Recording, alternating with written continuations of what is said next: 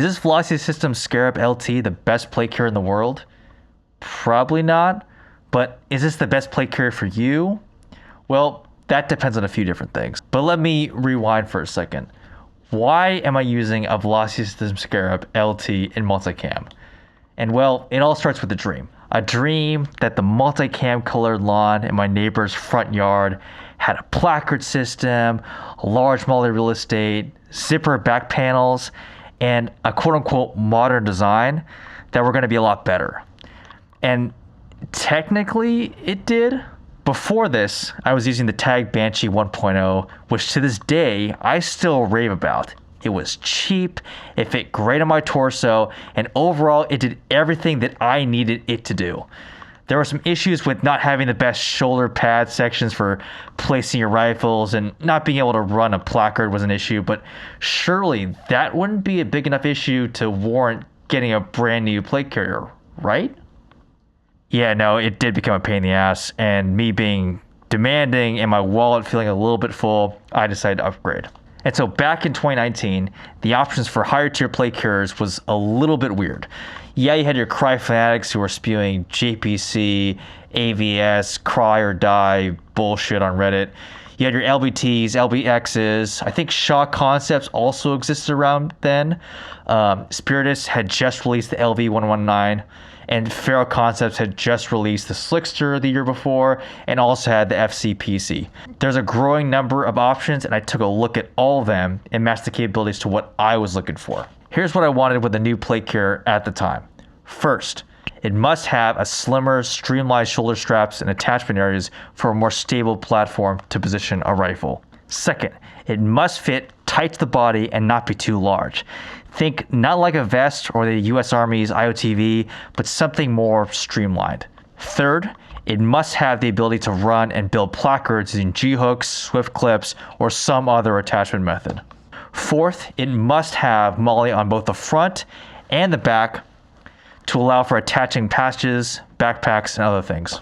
Some nice to haves for this should include side tubes or buckles in the shoulders for easier ability to get in and out of the plate carrier, back panels or a system to swap different panels for others. At the time, it was nice to think about the flexibility, but I really didn't take advantage of this. And third, be able to redirect heat and be comfortable for extended periods of time. But enough sob story. Here's how I set up my plate carrier. Okay, so starting with the overall plate carrier itself, this is the Velocity System Scarab LT or Light and a medium-sized plate bag in multicam. Starting off with the whole plate carrier itself and really from the top down, you see these kind of like D-rings here at the top.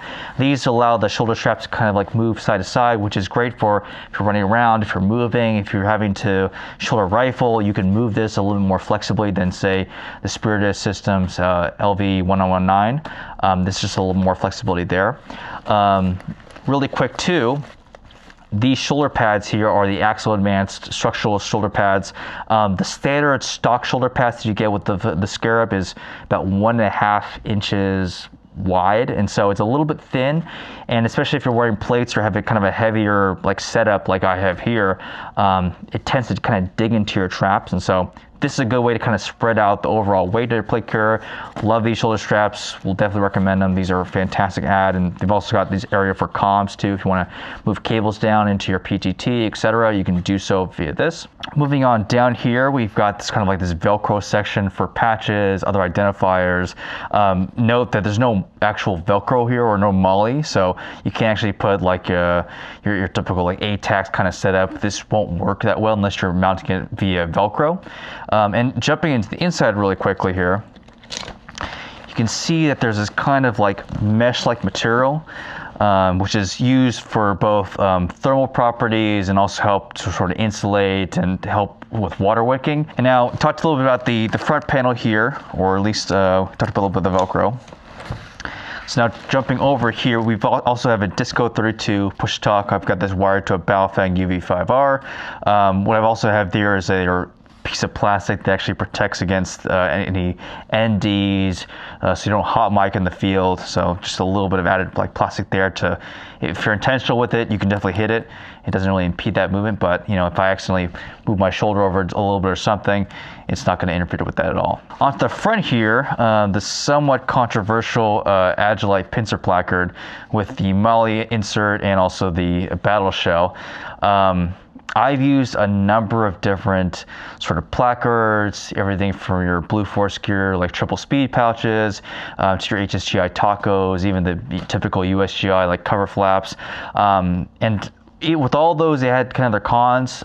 With the Helium Whispers for the Blue Force gear, it's hard to re-index, and so really easy to pull out. You can put a lot of different objects in there, but ultimately when you're trying to put something back in, it's kind of a two-person job, two-hand job there. So that's a little bit difficult. With HSGIs, is fantastic pouches. You can put a lot of different things in there. I mean, even have my setup here as a backup too. You can put AK mags in here, G36, pretty much whatever you've got you can throw into these mags. Sometimes the re-indexing can be a little bit difficult, especially if the front here is kind of bent it inwards, which sometimes happens. So re-indexing is still kind of a problem. And then really, when Agilite released the Pincer placard, I'm pretty confident that this fixed a lot of the issues that I was looking at, where re-index is pretty solid. It's got this really kind of rigid opening structure, so even if you pull out the mag, if something pushes against it, it's still opening. So here I can put a mag back in, and no issues there. So really kind of big fan of the Agilite Pincer placard. It's worked well. This is the Generation 1 though, so this does get stuck up on those P mags, especially the Gen 3 ones. And so if that's something you're interested in, just keep that in mind. I think they only sell at this point the multi-caliber, which is the V2 like Pincer placard. So that's probably one that I'm going to look at eventually, because I do have these kind of mags that do get stuck more often than not. Next thing, which is something that I was looking at, especially for ATACs, was some sort of hard and closed like pouch that for ATACs purposes. You can see here on the Scarab, I don't actually have Molle sections. At the top part, I only have Velcro. So I tried the TMC, their sort of like Kydex material, like foam mount material. It worked okay. It was pretty cheaply made. It folded outwards, and I found with like just a heavier phone, it just would fold out automatically, which is what I didn't want. I also wanted something that was a little bit more protected, something that I felt like if I were to have dirt or like water or something else like there, it won't interfere with the phone. And with a lot of the sort of ATAC kind of solutions out there, it's a universal mount that kind of holds the phone through elastic bungees, or you have to buy a different phone case. You've got to go through all these different rabbit holes and like upgrade it. And if you upgrade your phone, then you basically have to buy a new case. And so I didn't want that. I wanted something that's a little more universal, something that if I were to come out, have my phone out, I could easily just throw it inside the pouch. And this is what the Agilite Battleshell basically does. And so here I can open this up here. You got this little like mount section here where you can sort of feed a phone into, and then it clips into the actual mount itself. Pretty easy to do. Doesn't require any sort of special adapters or any special kind of phone cases for your phone. There's also a small section here which I've included a read to write. So I read right here along with one of their pens as well. So if I need to write notes on the field, it's kind of like a pseudo admin kind of pouch. I'm keeping this relatively thin though, because again, if I have a phone in here, it may not all the way close. So that's something to keep in mind. This can also be opened one-handed too. It's pretty easy to do. Yeah, it's a great mount. Big fan of this. It's really good, a really good piece of tech. Below here, which is the mini dangler, I'll talk about this for a second, but this is the Faro Concepts mini dangler. I always like a dangler because, one, I don't really have any sort of general purpose kind of pouches on my plate carrier, so I want something where I can just throw anything I need as a backup. So a lot of the stuff what I've gotten here is like stuff that I use a lot in the field. I've got this dead rag here. So the dead rag is great, especially if you're playing a milsim game or you need to alert somebody, right? A dead rag is because of bright red kind of rag to let someone know. Inside here, I've also got a Sharpie in case you need to write anything. Just always good to have a Sharpie just in case. I've got a few different kind of screwdrivers and small kind of tools. One for helping zero in optics, any kind of on the field maintenance that I would need to do. I don't need a full toolkit. I just need something small just in case if I need to actually tinker with something. also have here, yeah, some Ranger bands, just in case we need to sort of bundle things together. I've got a skeletal here, a Leatherman, just in case if I use for pliers, need to tighten something down, anything else like that. It's just handy to have a multi-tool just there. And the last thing I've got are these these plastic cuffs. If you played those VIP or escort kind of games, sometimes they run away, and this is just a way to stop that. So you never know when you'll need it, but I have it just in case. So that wraps up most of the Ferro concepts. This is the mini dangler, it's the rectangular one. I've also got here this TQ, this tourniquet, like holder right here at the bottom. This is actually my second mini dangler from Ferro Concepts. The first one I had, and I think I still have it too, but over time this elastic that holds the TQ does wear down. So that's something to keep in mind if you do pick up one of these things, is that you know, it will wear down, and so just keep an eye on it, or maybe look at alternatives if you're really cautious about the TQ. But so far it's held up fairly well. But yeah, that's the front side of the plate carrier, and we'll talk about now my favorite part of the plate carrier, at least the part that gave me the biggest headache, and that's the cummerbund. Jump over here. You can kind of see what I've got here right now. I've got these like kind of first pair tubes, and I've got this fun cummerbund, and we'll talk about this in a second. But what it started off with was this guy here. And so when you buy the Scarab from the factory, directly from VMAS Systems, it'll come with a cummerbund that looks just like this, where it's got some Molle segments on the side, like a mesh-like material. It's not rigid, very much just fabric, and it loops in the back here and it connects to the back plate bag. Kind of the hard part about buying a Scarab is that if the size of cummerbund they give you doesn't fit, you have to try to figure out what size would actually fit you. And so this is actually the second or third one I've got from VMAS Systems, because I had to keep going back to them, buying different ones to try them out, because the stock one that came with the carrier was a little bit too big. It just was not fitting as snugly as I wanted to, and so I wanted a much tighter fit. And over time, you know, I just found like, hey, like even fine-tuning this was just a little bit of a pain. And so what I ultimately went to next was the quarter flap system. And so with the quarter flaps, the cool thing about them is that it's a Velcro sort of attachment point that uses kind of like the stock cummerbund here, or at least a smaller version of that, and you can actually get in and out of your plate carrier on the side. And so instead of having to lift up the placard entirely, you know, undo it like the typical like style without first pair tubes, you can do it on the side. And so I went with that option for a little bit because I thought it would be easier to get in and out of the carrier, and to some degree it was, although, you know, it's just a lot of moving parts. There's definitely, I have basically 3 different parts for that cummerbund that just was a lot of sort of work, and even the Velcro itself wasn't necessarily the strongest fit. So I actually opted to go back towards more of an elastic cummerbund like I've got here. And I actually, around the same time, I picked up a Ferro Concepts Slickster, and so they have that kind of elastic cummerbund that has pouches on the side, and I like that a lot. And so I opted to go for VMAS Systems like version of that, which is this elastic kind of cummerbund here. You can see here. You can put pouches. I think at one point I put my radio in here as well. So it was great. The only problem though, of course, is that you're still attaching from the front side, so you still have to lift up the placard. You have to put the cummerbund on and off. And especially with all this stuff here, and I was starting to grow my placard setup a little bit more, it was a lot more painful, and just, I didn't really want to do it. So scoured the internet, try to figure out, hey, like who else has made something innovative, and at least something that will solve this kind of problem statement that I had. And this one I rolled up on A&A Tactical. So this is the A&A Tactical CQ. I found this on a Holy Grail, like kind of like Reddit post from a few years back, and as soon as someone talked about it, I'm like, this is exactly what I wanted. It's, as you can kind of see here, it's elastic, has these built-in pouches, and it's also got first pair tubes, so I don't have to just pull off the whole placard, reattach the Velcro, all that kind of like craziness. All I need to do is just undo the first pair tube here. When I'm ready, reinsert, done. And I think going forward, this is by default the way I'm going to have to like run through plate carriers. I don't want to have to constantly open up the placard, reattach the Velcro.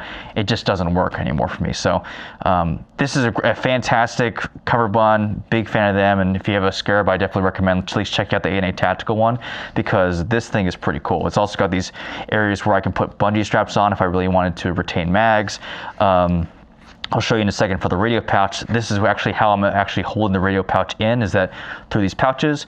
I can throw magazine pouches in here as well, no problem. And actually this helps almost triple or double my capacity for magazines, which is really cool. So yeah, really great pouch inside the Cumberbund. Definitely cannot recommend it enough. And jumping over to the other side here, you can kind of see my radio setup. And so I mentioned the Disco32 push tuck. This is connected to the Baofeng, and the Baofeng is stored in my Cumberbund on the side here. Reason why I opted to move this here instead of on the back, mostly because we are using radio, so being able to check our radio settings, making sure we run the right frequency, all that kind of fun stuff, and to make sure it's even turned on, right? Having to get someone else to turn it on for you is kind of a pain. So having it right here is front is great. I've also got this little like kind of 3D printed shell protector thing on the outside. It's kind of covering the whole thing that allows me to, one, make sure that the on setting that I have for this thing is actually, you know, the right setting. And then if I move or something bumps into it, whatever, it doesn't accidentally flip it or, you know, turn it all the way up to the max volume, etc. So this is a good way to prevent that, and also protects against any sort of NDs here on this button here, the talk button. So two-way function there for the whole case.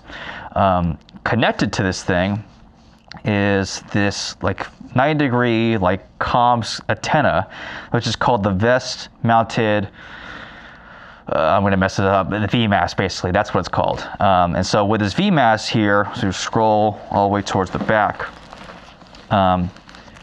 this guy is connected here on my radio, and then the antenna part loops all the way back through my Molle, etc., and all the way through the Molle, and the antenna port is right here on the backside. This is really great, especially because I was using sort of those big antennas, or even just the standard antennas, and oftentimes because the connection point on the Baofeng itself is pretty fragile, the antenna can break. If the antenna is like right here, right, and like this point's not strong enough, my sling can snap it really easily. So I wanted something where the antenna would be a little bit farther away, that it wouldn't get interfered with. And this has worked really well. I will say though, I think I've only used this within, you know, maybe maximum 200 yards of other people. And so I think that is kind of like the upper max limit for these things typically.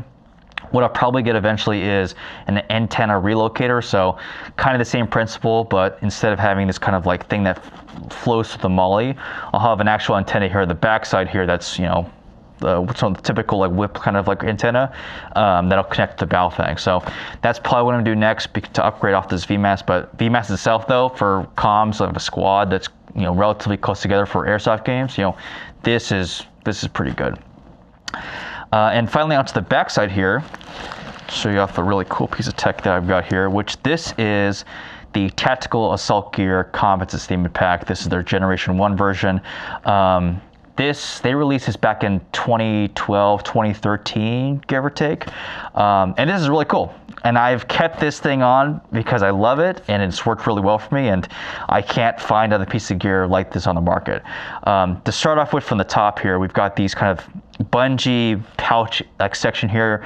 Here I have magazines, so I throw at least 3 of the magazines in here at the top. But I can also store thunder beads, I can store grenades, I can store pretty much whatever will kind of fit into this. Water bottles even will fit into this thing as well.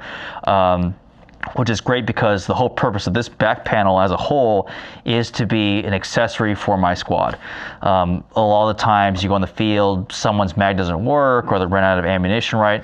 I'm trying to become like a pack mule where I have a bunch of stuff on me at all times. And so I've got 3 megs here. Typically don't have to go through them all, especially for the day games, but for milsim games, probably will eventually. Inside of this is actually kind of a big pouch, and this is typically where you put your hydration. This is where, if I had an HPA rig especially, I would actually put the HPA tank in here. But here I've got this kind of like whoopee jacket thing just for space, but the nice thing is it all kind of condenses down when I don't have anything in here as well. So it's a really big pouch. You can fit a lot of stuff in there, jackets, sweaters, pretty much what have you. I wouldn't say this is a good like wrecking pack at any means. It's a sustainment pack. It's supposed to keep you going for, you know, a few days maximum, almost like a 3-day, maybe even less than that, honestly. But definitely a good kind of like pouch overall. Here I've got this kind of flashlight, pistol mag, multi-tool pouch thing in the back. Don't really use it, mostly because I run a few other pistol mags in my belt. But you know, this is always good to have for like flashlights or anything else like that. And the last bit here is I've got 3 of these sort of general purpose kind of pouches. So this top one here, I just throw like random bits. I got some radio accessories in here and an extra battery just in case for stuff. But kind of a smaller pouch. This one I used to throw gloves in here, which is accessible from the side. And the last bit here is another like general kind of purpose pouch, you know, just in case if I need to throw, you know, glasses, anything kind of small. It's nice to kind of have like this flexibility and like these options where even if I don't use them, they compress fairly small to the plate carrier and then to the bag itself. So I don't really need to worry about it. That basically does it for this video on my plate carrier setup. This is how I roll my setup as well. This is ultimately all going to change too. So just keep that in mind as well, is that this setup is probably going to change in the next few weeks. So I'll post a video out when I try a new gear out, make sure it all works. And with that, thanks for watching this video and I hope you see you in the next one.